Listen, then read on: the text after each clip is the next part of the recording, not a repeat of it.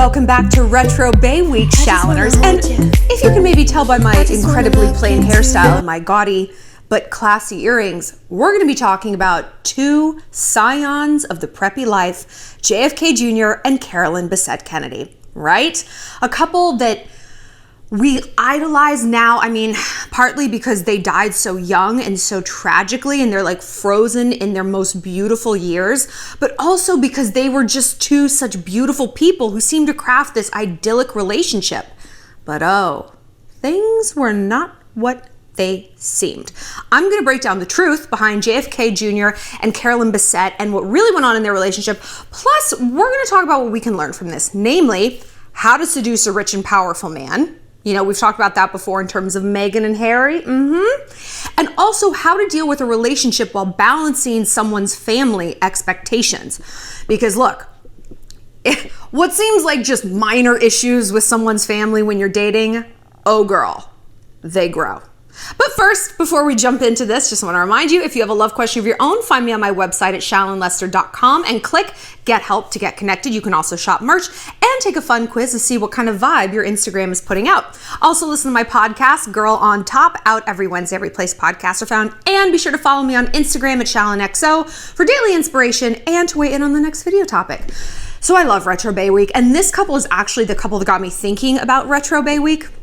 Well, Marissa, my content coordinator, came up with Retro Bay Week, but when she said it, I was like, oh my God, JFK Jr. and Carolyn Bessette.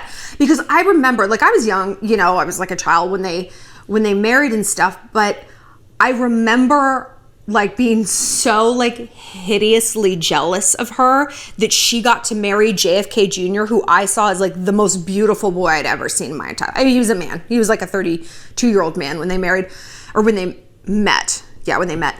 In 1994. They met in 1994. We'll get into that. But she seemed so whatever-ish to me. Beaky. Plain. Inoffensive. Vanilla. And I was like, really, dude? Like, I wanted him to marry like Salma Hayek, like the biggest star at the time. I was like, that's who he deserves. Like a spicy, cool woman. Like, and you know what? I realize now, the power of the Merediths. I apologize in advance if your name is Meredith. You are probably not this kind of person, but over my life, my friends and I have come to identify a certain prototype of woman as we call Meredith, the Merritt, basically. Just lank hair, flat ass, skinny, but uninterestingly so. Sort of there, like bad posture, that sort of like Greyhound posture. You know who's a perfect example of a Meredith? Gwyneth Paltrow. Gwyneth Paltrow is a Meredith. Now sometimes the Merritt can skew into someone very charming, like Kate Middleton. You know, like I think she's got a little like spice and sass to her. But like Gwyneth Paltrow is a Meredith. They're always just kind of like posing for pictures, you know, and that's at their most interesting. An uninteresting, even more uninteresting example of the Merritt is someone who's just Vivian from Legally Blonde. Just like bitchy and like a quilted vest. They wear a lot of navy and brown, a lot of beige, a lot of loafers. Ugh, give me a fucking break. I thought I grew up preppy. I'm from a very wealthy enclave in Orange County. I thought I knew what preppy was until I got to the East Coast and was like, you don't have salmon pants, you don't have nanny reds, you don't have a needlepoint belt, you didn't play lacrosse. And I'm like, I have a cardigan from the Gap. Please help me. So it was a whole new world. And who else typifies the preppy aesthetic, the preppy lifestyle than the Kennedys, right? It's so interesting because the Kennedys started out as bootleggers. That's what like the Kennedy patriarch was. And you know, sometimes people can go straight. They can make a shift. So let's go over what we know about Carolyn. I like the name Caroline. I don't love Carolyn as much with a Y. I like Caroline. JFK Jr. and Carolyn Bessette met in 1994 at a Calvin Klein event. She was a publicist for the fashion brand. Ugh, of course she's a fucking publicist. Don't even get me started. But she didn't really take John's interest seriously after they met. So close friends of John would say that after they met, he tried calling her, but she would never call him back. This bitch was negging JFK Jr. John thought she was trying to play hard to get, but in reality, evidently, she was like awestruck that he took interest in her and tried her best to play it cool. Now, she was 27 at the time. Listen to me. Your life has a new goal, basically. If you are not 27 yet, you need to get the memo that by 27, you got to be so ice cold at this game that you could neg JFK Jr. Okay? I have passed 27, so now I have ground to make up, right? I have ground to close that if ever I feel like I'm texting back too fast, I was like, oh wait, a plain-faced girl felt she was cool to neg JFK Jr. Okay. Eventually, the two became a couple, and Carolyn would move into John's apartment in Tribeca. Now, ladies, this is, like I said, this is a lesson in playing hard to get, because he had dated a lot of famous people, right? He dated Daryl Hannah for a while, and she was like kind of weird. She's like gone off the deep end in kind of a worrisome way, but he had gotten around. And Carolyn, she was like cute. She wasn't famous woman cute. She wasn't like sex symbol cute or sex symbol sexy or, oh God, I don't even know. What was she? You know what she was? Hard to get. What do we say a man wants most in a woman? Now, sorry, I've got something in my eye. I can talk and do this at the same time. So if you ask a woman, hey, how do you define a man that's intellectually stimulating? We all kind of have the same answer, right? Like, well, he's funny, he's interesting, he's charming, blah, blah, blah, right? No. You ask that question to a guy, you know what a guy says? A woman who is intellectually stimulating is a woman who withholds her time. That is the definition. She can be dumb. She can be gross. She can be a tramp. She can be drama. But she makes me work to get there, right? Men are hunters. They don't want to be fed. They want to hunt. JFK Jr. certainly wants to hunt. Why? Because he's used to being fed. We see this in Prince Harry too. Pussy everywhere. Women throwing themselves 24/7. The desperation. Markle comes along. She plays a little coquettish. She plays a little cool. She has her own thing going on. She doesn't need him. We know how this turns out. But she sold him this sack of cold chestnuts. So, all right. And Harry's like, huh. But there's another reason that these men were bamboozled by these women. How Harry got Markle sparkled. How JFK Jr. got like Carolyn conundrumed.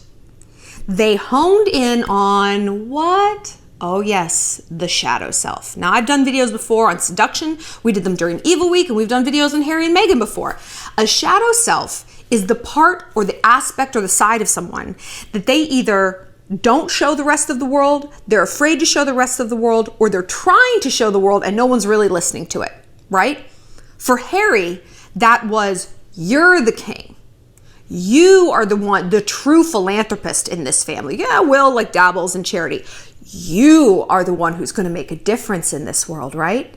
To a man who's always been pushed to the side, the heir and the spare, is Charles really Harry's father? I think not. To have someone like Meghan be like, you are the one that matters in this family. You make the rules. Harry's like, I make the rules. And what Carolyn gave to John was, you don't need your family. You can stay away from the Kennedy scandals, the Kennedy curses, and you're going to carve your own path. You don't have to go into politics. You don't have to go into bootlegging. You also don't have to be an alcoholic mess. You're your own man, John F. Kennedy. To someone who grew up in the shadow of John F. Kennedy, the president, one of the greatest presidents this nation has ever known, to have someone say, you're the king. You are your own man. You're going to carve out your own existence. It's very powerful. That's very, very powerful. So in 1995, John launched George magazine, and this cover, always forever iconic. Like, I remember very few magazine covers. I remember this with like Cindy Crawford. It's George Washington. It was so dope. It was like a political magazine, which is interesting because no one's really kind of like done that before, mixing like politics and celebrity, and no one's done it since. You have something that's unbearable to read, like The Atlantic or whatever. And then obviously you have a million celebrity magazines, but people aren't fusing them in that way. So he really was truly a visionary. And Carolyn was very, very, very supportive of this. She was like helping him every step of the way. They were a very, very driven couple. And one of the main goals was to stay away from John's family scandals.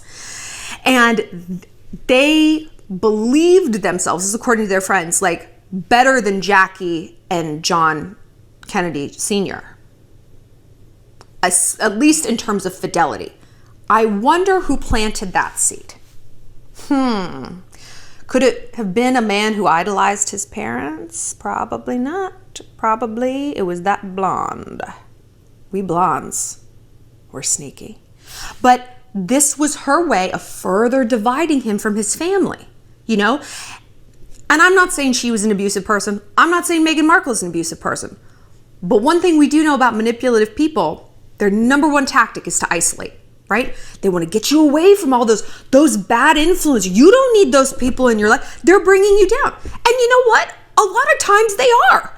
A lot of times they're right. We've all dated men with toxic families, shitty gas station friends, toxic exes that they're still talking to, and we're like, enough. And sometimes our partners need that. Like, they need an excuse to break away from people. But I also think that that's a real beta male move. It's like, my girlfriend won't let me hang out with you. My wife says no. But stand on your own two goddamn feet. Don't throw your woman under the bus because you don't have the balls to get away from people who don't serve you, even if they are your folks.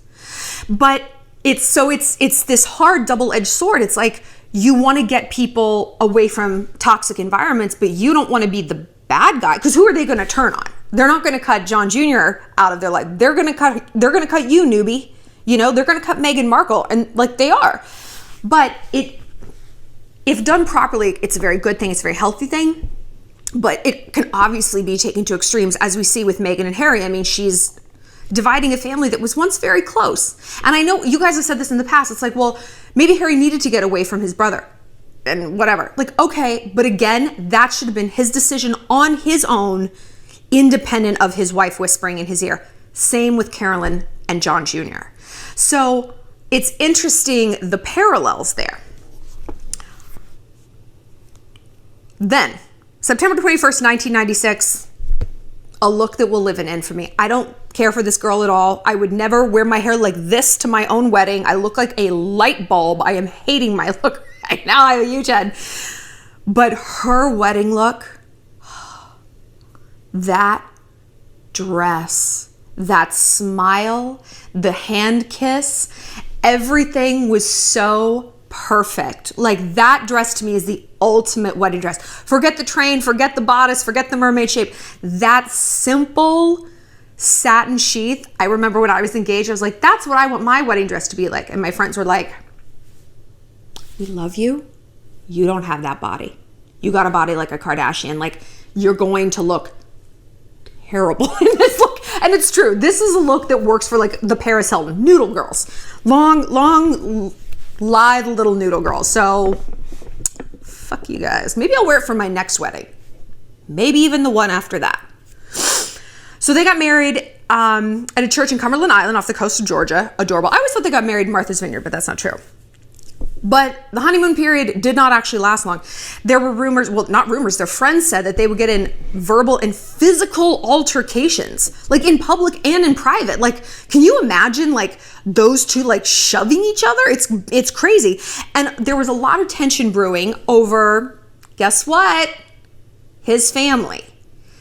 She was not willing to go to Kennedy functions, and he was mad about it. And I feel like I understand both sides of that. Like, on one hand, I would be furious if like my spouse didn't want to hang out with my family. But if the foundation of our relationship was, I don't want to be around my family, I mean, what is she supposed to do? Like, you put her in this position of like, hey, can you rescue me from my family? Fuck you for coming between us. It's like, are you kidding me? And this is a dynamic we see a lot in our own relationships, right?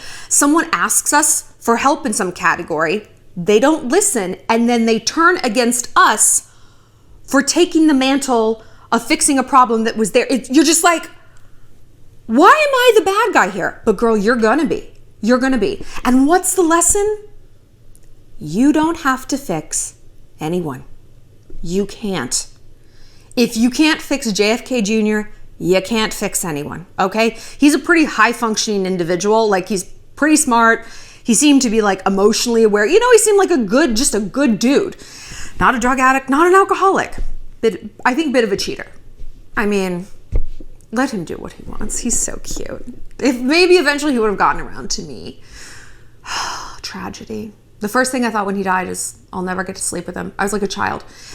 And same with Heath Ledger. When he died, I was like, I didn't get to sleep with him. They're picking off my list one by one. Anyway, you can't fix someone.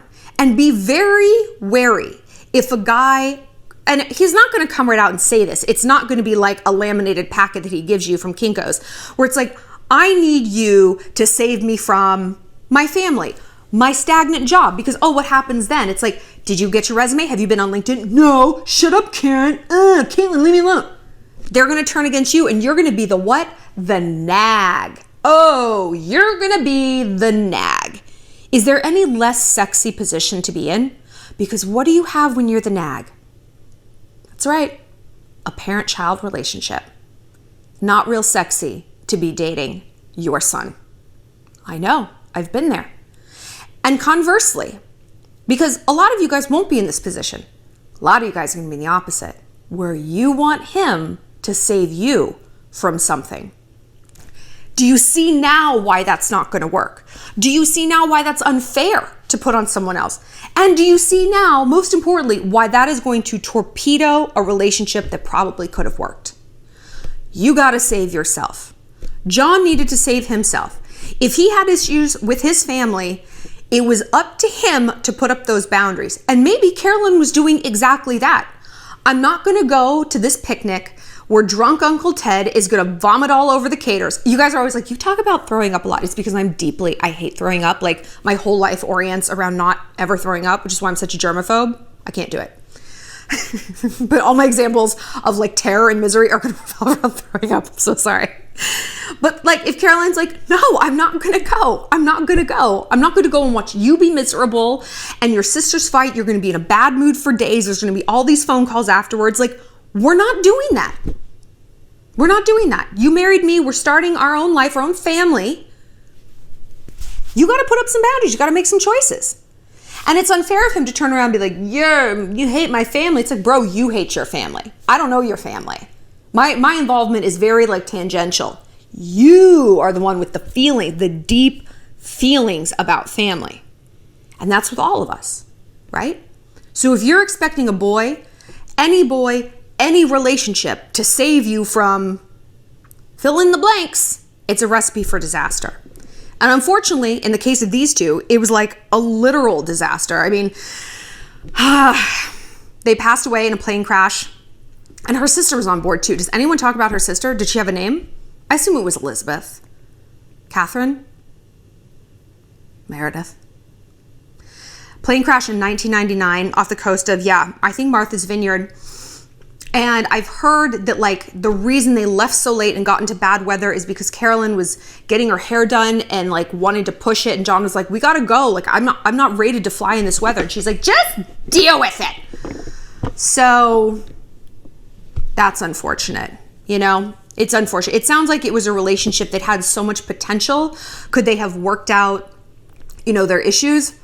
But isn't that relationships in general? Relationships are working out issues. So if you're dealing with like family expectations, or if you're dealing with a guy who's facing a lot of family expectations, it's a bedazzled cup. Not very preppy. I mean, ask yourself, I don't know, man, like people cave to expectations. They really do. We actually talked about this in the Madonna Tupac video in terms of interracial dating, that it's like if someone is Jewish and their parents are like, you're going to marry a Jewish girl. It's like, I'm going to marry a Jewish girl. Very few people actually buck the trend of however it is they were raised. And it's not impossible, certainly, but it has to be very conscious. It has to be very pervasive. And you have to see those micro boundaries in every other category. If you're Catholic and you're dating a Jewish dude and you think he's going to marry you, but yet he's at dinner every single night at his mom's house and she's doing his laundry, girl, I got some bad news for you. There's no micro boundaries. There's going to be zero macro boundaries. So if you're trying to date within family expectations for you or for him, look at that and look at that for yourself. It's like, what patterns are you playing out? Because we love to think that everyone else is doing this, right? It's like, oh, JFK Jr. has all these family pressures. I have none. I am an autonomous free bird. Like, my family is fabulous. I don't need to listen to anything that they say. Oh, Mom, I shouldn't buy Tide Pods? Okay, yes, ma'am. Yes, you don't like these jeans? They're on fire. I'm setting them on fire today in the lawn. Yes. Like, I don't buck very many trends. I'm just fortunate that I have a family that's very elastic, that's like put up with my bullshit this long and is very supportive of things I do. But I can't imagine if they were like, no, you're marrying a Protestant or someone non-religious or a Democrat. I mean, I have to be with a Democrat, but that would be very difficult. So look at those patterns that are playing out in your life, and then you can anticipate how that's going to affect your relationship, and you can choose a partner a little bit more effectively, because you're always going to be bamboozled by that guy who comes along. It's like, I can save you from these expectations. Number one, no, he can't. You're in charge of your own destiny. Cowboy the fuck up, okay? And number two, no, he shouldn't have to. And if someone is saying that to you, that's a manipulator. That's a Markle. I don't think Carolyn was overly manipulative, but she might have been. Maybe that's a Carolyn, you know? Be very wary of someone who's offering you a getaway car or a getaway plane. It doesn't always work out well.